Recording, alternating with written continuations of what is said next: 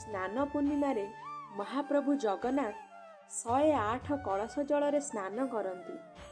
ସ୍ନାନ ବେଦୀରୁ ଫେରିବା ପରେ ମହାପ୍ରଭୁ ଜଗନ୍ନାଥଙ୍କୁ ଜଣେ ସାଧାରଣ ମନୁଷ୍ୟ ପରି ଜ୍ୱର ଆସେ।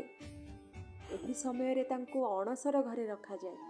ତାଙ୍କର ଗୁପ୍ତ ସେବା କରାଯାଏ।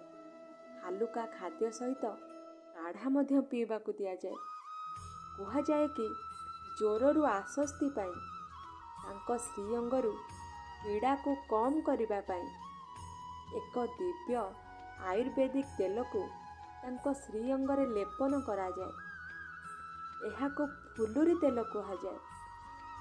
ତେବେ କ'ଣ ଏ ଫୁଲୁରି ତେଲ? କିପରି ପ୍ରସ୍ତୁତ ହୁଏ? ଏ ତେଲ କେଉଁଠୁ ଆସେ? ଆସନ୍ତୁ ଜାଣିବା ଏ ବିଷୟରେ।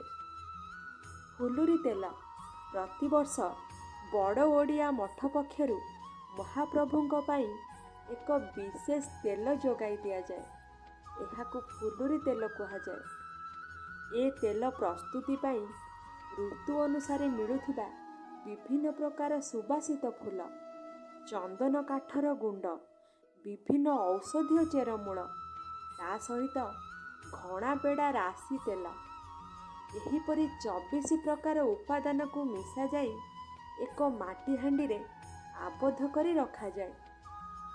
ଏହି ଆବଦ୍ଧ ମାଟି ହାଣ୍ଡିକୁ ହେରା ପଞ୍ଚମୀ ଦିନ ମାଟି ତଳେ ପୋତି ଦିଆଯାଏ।